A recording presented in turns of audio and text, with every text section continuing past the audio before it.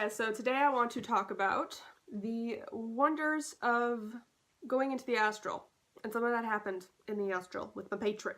Because, oh my god. Grab a cup of coffee if you are so inclined. Maybe tea, maybe something more festive. You do you. And let's get into it. So, I had mentioned before in my Finding My Patron video that Loki started taking me through my astral plane that I'd kind of built for myself as the landscape of what is me, of who is me.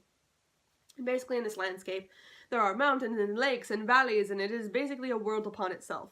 And there are different aspects of myself that I have personified and then put in places, and I visit them and speak with them and sit down and have a cup of coffee with them, right? So some of those have been desert landscapes where everything's dry and arid. Some of them have been more deep forests where I have to explore. Some of them are towns. Some of them are these places that are just, I don't even know what was happening. And I had felt stuck in it for a very long time. And so when I started exploring things with Loki, he was showing me all these places again, brand new. And I was kind of wondering how this was going to go. But I was seeing new things, and I was like, okay, yeah, cool, we're making strides, we're making strides, we're making strides. And suddenly, in the middle of the meditation that I was doing, I had recently watched Joey Morris's and Chris Ashburn's lovely talk about monsters. I believe they're talking about Angrboda, who is rumored within the myths to be a lover of Loki. Possibly his wife at some point, but she was a giantess, and she was mighty, and she is the mother of Hel, Jormungandr, and of Fenrir. Hoping that I'm saying those names right. Anyone who's better at Norse mythology, don't be mad at me. Learning about her and hearing about her greatness and her strength and all these things, I was fascinated. And suddenly I'm on this deep meditation with Loki, and we're kind of exploring different parts of myself, and he's exposing me to new parts. And suddenly I found myself in this place where I had originally thought it was merely for one simple lesson, but it kind of remained.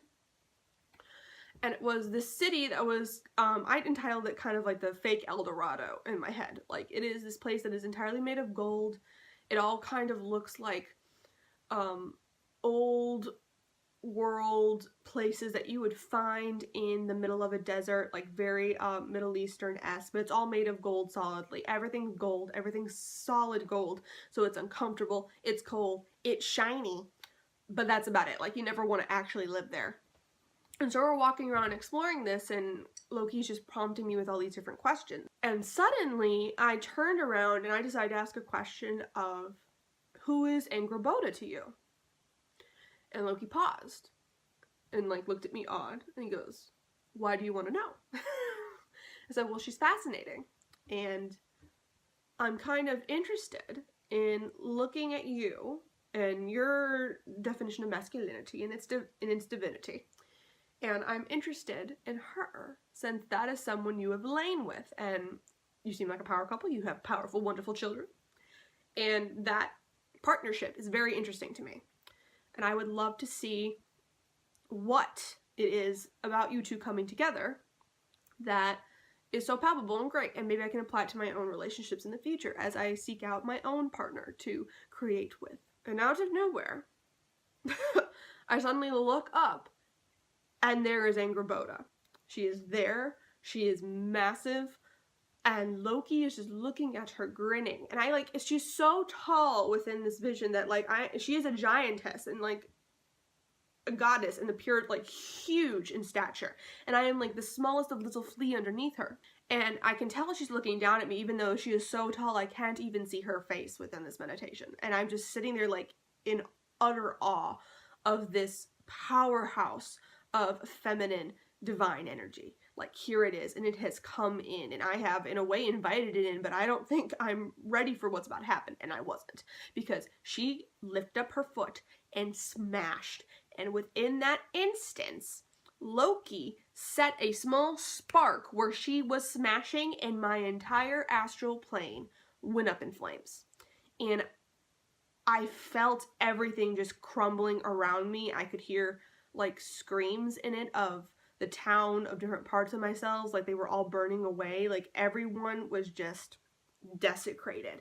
It was burning away favorite parts I would go to as safety nets. It was burning away pieces that I didn't think I even knew I had, that I hadn't explored yet. It was like burning away all of this past, present, future potential. It was all gone in an instant. And when it finally got to this one place that I had built first, it was the first place I always would go to when I started exploring a more astral meditative state back when I was in my teens. I created this all black made of like black granite Gothic church in my head. And all the stained glass in it was parts of characters within my stories. And they were to remind me of why I wrote those characters. And the flames had suddenly, it was like a wave of flames. And the minute they hit that church, I was in terror. I was in fear. And I stood in the way of them. And I wouldn't let them pass. And I could feel the heat. I could feel all of this power just pressing up. And then there was Loki right in my ear going, you wanted to know what we do together. Are you going to be this fearful little girl? Or are you going to actually let me show you what you asked for? And I still held on. I was like, no, fuck you. You're not burning down the one thing that I love. That is like my biggest safe place. That if I am in here, it is safe. It is good. It is everything that's great about the astral. It was kind of like my like foundation for my astral, my spiritual realm. It was where I would touch back to always to make sure that I was safe and that I was grounded and that I felt a sense of connection still to everything. And eventually I just gave up and I said, all right. And I was like holding the back of my arms and my arms just dropped. And I said, burn it all. Fine. Burn it to the ground. What else can you show me? And I just stood there in the ashes of it, in the rubble of it, and everything was gray and dark and odd. And I didn't know what was next. I had no idea what needed to happen or what was further or what was going on. It had taken me years to build all that up in my head, to find all those places and people, and if I had to start again from scratch, how long was it going to take me? And as I was thinking all these things and kind of just feeling like the weight of all of that, I suddenly realized what was happening around me. If I was still in that place, suddenly walls were popping out of nowhere. Things were building, trees were growing at 10 times the rate. It was like I'm in one of those like time lapses that you see when people are just like, only it's happening all around me. Like the entire world was just coming up and it was a whole new town. It was a whole new place. Things were just growing up and building, and it made me realize that destruction is sometimes needed, but that does not erase all of the growth you already have. It, in fact, builds upon itself. I could now grow 10 times faster than I had built that world previously before because I still had those skills. The skills didn't burn away, just the parts that I no longer needed. I was stuck because I was holding on to things that no longer served me. And so it was all burnt away. It was all gone. And one of the things that happened as well is I realized that what also burnt away was the underworld. Because I had my world and the underworld. And now they had into one. All into one town. And I suddenly realized that now my shadows were living next door to my inner light. That my guides were living next to my inner demons. That my inner child was playing with the deepest, angriest shadow that I know. And all of these things were working together in harmony because that's where actually I had reached a place in my journey where it wasn't that I need to work with these things all separately. That instead all of these pieces of myself needed to in a way recombined and all talk together in a more collaborative thing within this town. So I'm standing there in what used to be this gorgeous Gothic church and is now an old grand Victorian house with thousands of rooms I need to explore, and some of it still seems to be under renovation, so it's all interesting, and it looks upon this beautiful old lawn that backs upon a big set of woods, and I realized that everything in here is brand new. It's all brand new to explore, but all the pieces that I had already explored were all now contained in this tiny, perfect little town. And I'm standing on this balcony on this old Victorian house, and Loki is standing next to me. And in the distance, I can see Angrboda. I just say thank you. Thank you for the destruction. Thank you for the creation, for showing me. And Loki just tapped me on the shoulder. And I thought that would be it, that I'd kind of come out of the meditation, but I felt a pull to stay in for a little longer. And I looked to my left, and I finally saw my matron again. And I realized that, oh, I've kind of been like passed off for a second here, that like Mama Persephone now needs to come and teach me and show me some things.